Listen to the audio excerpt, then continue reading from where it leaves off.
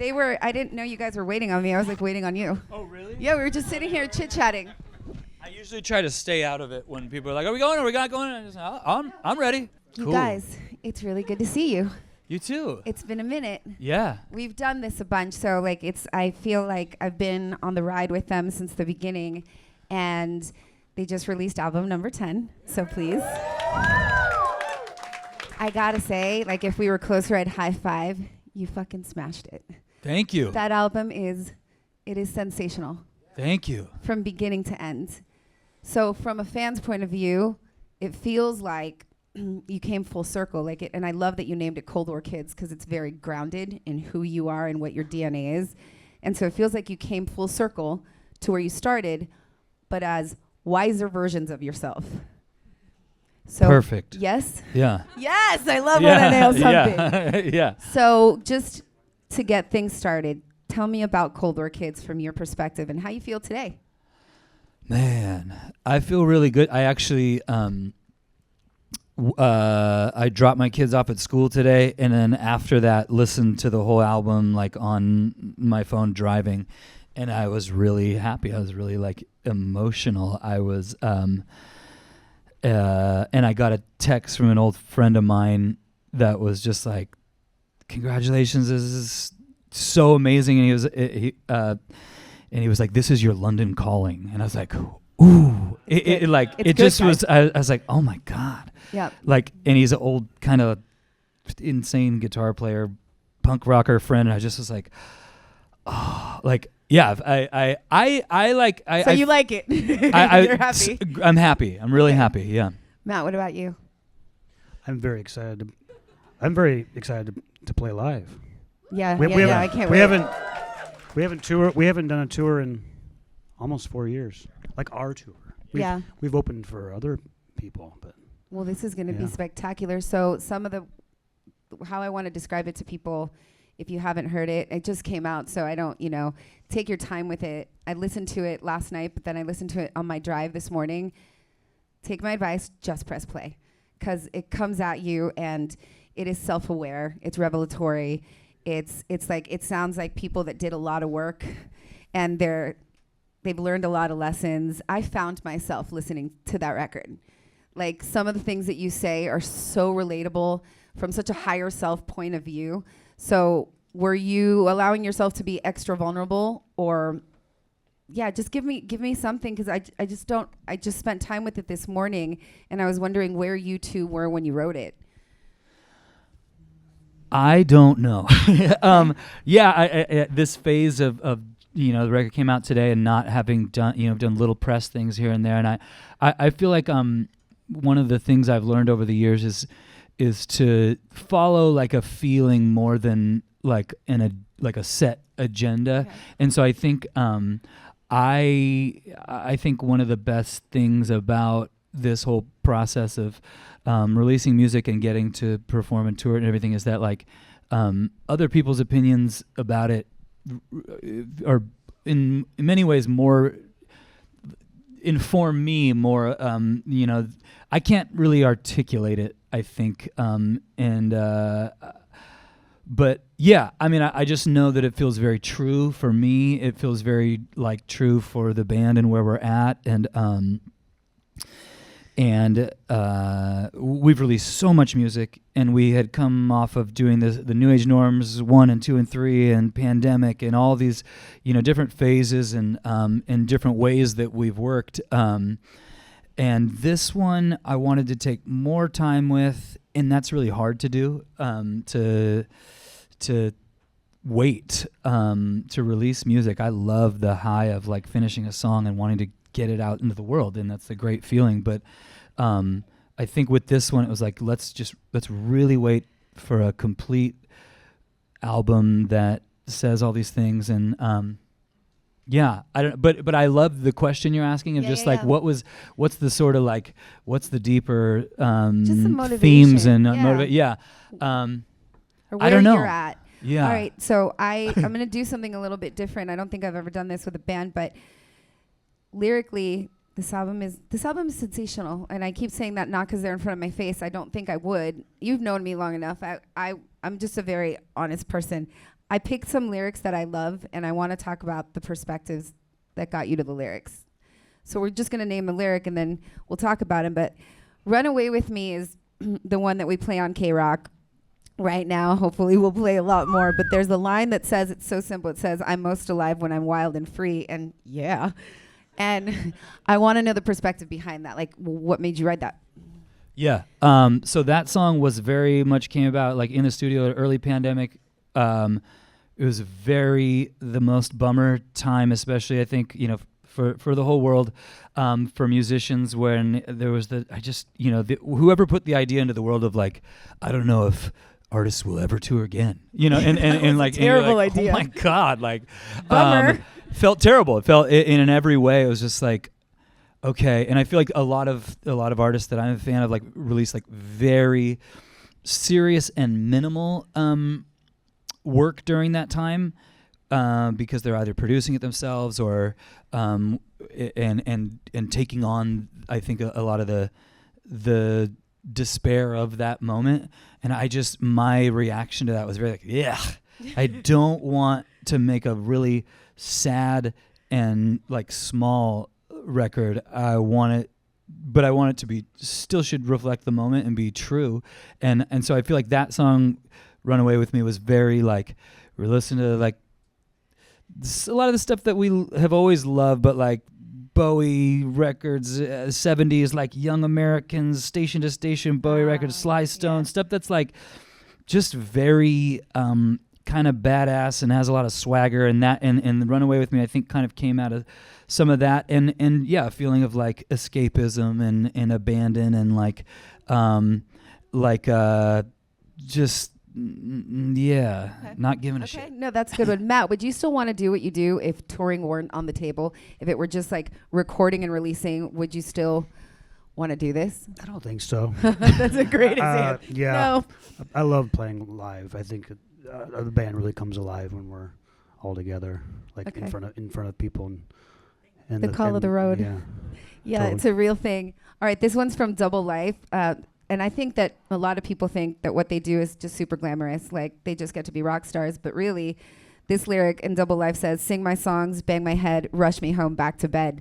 A lot of times they're normal people, which people forget. But tell me about that line. Yeah, kind of self-explanatory, but I feel like... You're living a double life.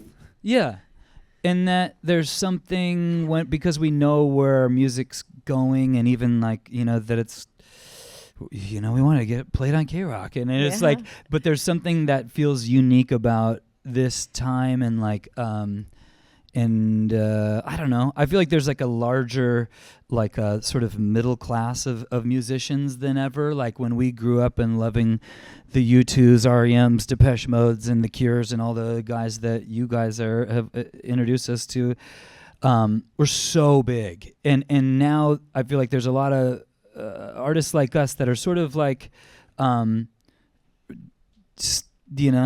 releasing a lot of music and working really hard, and in many ways are very successful, but also like we're still grinding, and like, and having a family while doing this is like, it's insane. It's insane. I think that's what Double Life is. Do you love U2 so much? Yes. Yeah. Okay. Understatement. I'm wearing this in hopes that someone gives me a sphere ticket. That's what I was about to ask you. That's what I was about to ask you. I can't afford it. They're too expensive. In all honesty, though, you can get into this show. Oh yeah. Right. That was just a joke. Yeah. Have you been yet? If not, when do you plan to go? I have a lot of friends have gone. I'm waiting till December for some reason. Christmas. It's a Christmas gift. I want them to refine the show because I wanted to see the because the sphere's just not good enough. Yeah, I had some friends that went to the first couple of shows and like they said they're working out the kinks, and I want to see it when it's like dialed. Do you think that you guys will ever do something like that? Do you want to do something on that scale where it's like a sphere-like show? Like, does that excite you to think about? Totally. Yeah. Yeah. That's a hard. That's much. A hard yes. One thing we've never talked about is, so in a relationship, two people bring energy to the table, and that's what forms the dynamic. And I don't think we've ever discussed your dynamic. I've sat with you guys so many times, and you go so way back. So like any relationship, I'm sure there's ups and downs.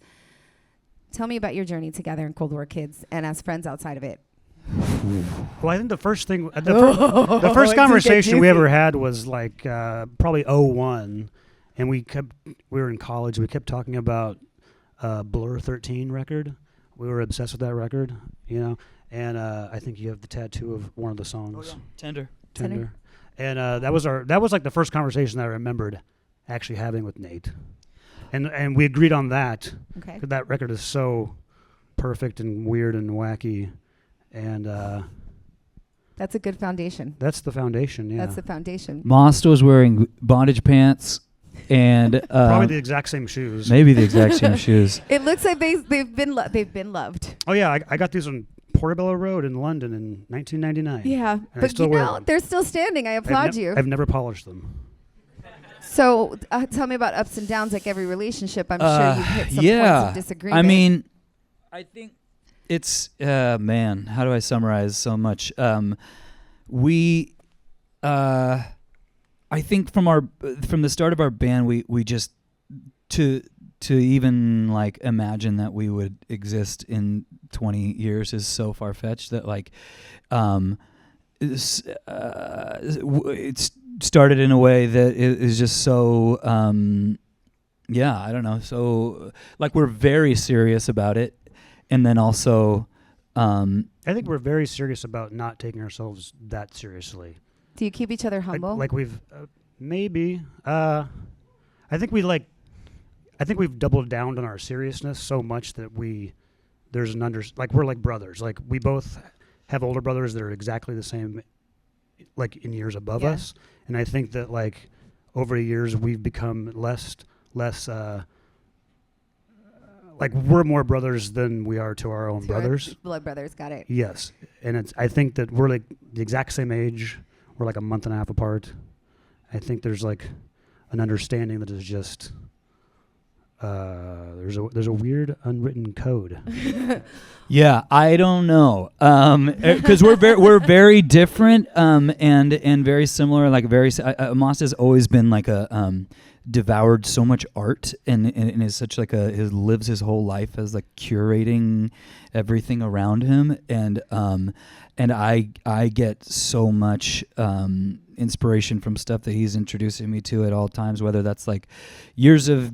I mean, he's always been a visual designer first, and the way that he thinks about all art and music, and it's a really strange. How do I say? It's like with writing music and wanting him to like things and knowing that there's an aesthetic that is so like abstract in ways, and what he likes like terrible sounding live recordings from the 70s of punk bands that never got released that sound like the worst is the better. Like he's all vibe. He loves the energy.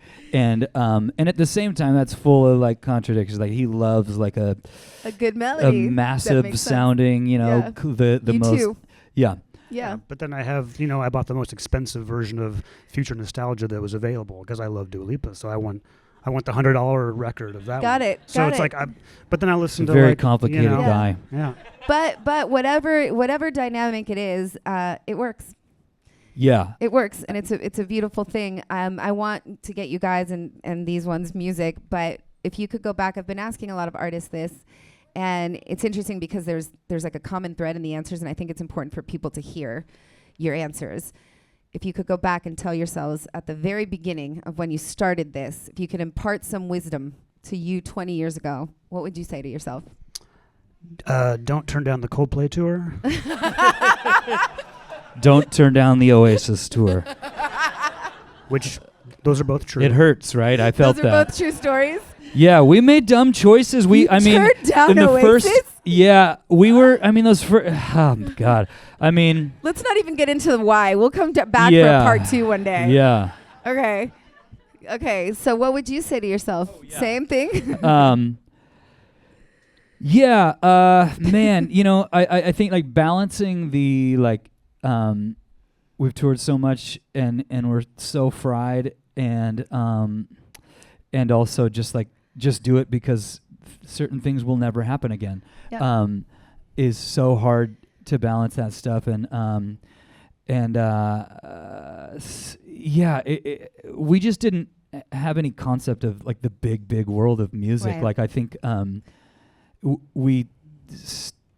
up in Anaheim. He grew up in Ontario area. Like we went to shows at like Showcase Theater and the Glass House and places out there. Like that's the only music I had ever seen. I had never seen when people talk like, oh, I was a teenager and I saw, Prince at the Forum or something. Yeah. I never knew the Forum existed. I didn't. My world was like this big. I never knew about, like, we didn't listen to or know about big artists that were performing anywhere. We just listened to to whatever was in your little bubble. Yeah. Yeah. That So makes sense. what's the takeaway? So the takeaway would be like just to venture out more. I don't know. You've got to tell me, what advice would you give yourself? A lot of the artists that I spoke to said, just chill. Don't be such a dick.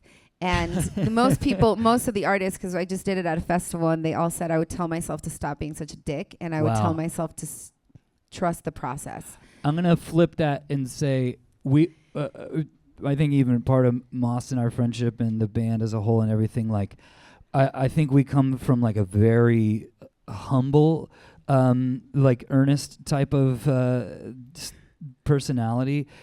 I actually wish we were like tougher. You know what I mean? Yeah. Like if we were more ambitious and more and more like not asking for forgiveness, but just doing. Right. Nobody's gonna accuse us. No one ever is gonna accuse us of being dicks. Okay. Never. Because in some ways, like to our own, detriment. Like we probably should have been more. I like to say commanding instead of dick. Yeah. Like I would just command, my situation more, because I understand the being like, okay, whatever. I'm sure I'm the nice person, but commanding. Yeah, and that's the part of why I'm just so grateful that we get to still do this, because we learn about like, oh my God, like say what you want and go for it and don't apologize, And I think for so long we were sort of just like little guys and a little nervous to say what we wanted and get what we wanted, and it's hard, But I am glad. I am very glad that because we learned from other people like we don't like people who are jerks. You also don't like being dicks. We just never responded to that energy, Good. like aggression and I always want to be like Liam Gallagher, but it would be awful. It would be awful to try to be that, because it wouldn't come natural. But I love that. We man. love that character, but it's not not in our nature. And in a lot of ways, like it comes back to our start. Like I think we're fans of music first. And a lot of artists are like, I know what I want, and I don't tolerate any, and I feel like we've always loved those artists, but it's not really who we are. Right. Like it's not. We grew up different, yeah. No, you still get to love those artists. I want to leave you with one of the lyrics from the new record, which I think is very important today specifically, because I don't know if you've noticed, but the world is losing its mind. It's from Blame, and it says, the closer we get to tragedy, the more I feel like I'm truly blessed. And these days, you turn on the news, you look around, and like I said, the world is losing its mind, and we have the audacity to complain sometimes, but we're really blessed. Like we're here with the Cold War Kids Friday afternoon, and they're about to do a very intimate set for you. You guys, honestly, this record is phenomenal. It is. Thank you. It is phenomenal. Thank you so much. I can't wait for you to get to U2 at the Sphere. Oh my goodness. It's gonna blow your fucking minds. I'm gonna go at least twice. Listen, and honestly, if you can't get good tickets, like call me. I know people too. For sure. She'll sneak you in. Okay. For surezies. We know we can pull some strings around here. Okay. Thank you guys for the years and years of just friendship and songs that you've given KROQ. Hell yes. We appreciate you. Thank you and so you guys, much. I'm gonna shut the fuck up. Woo. And I'm gonna get out. All right.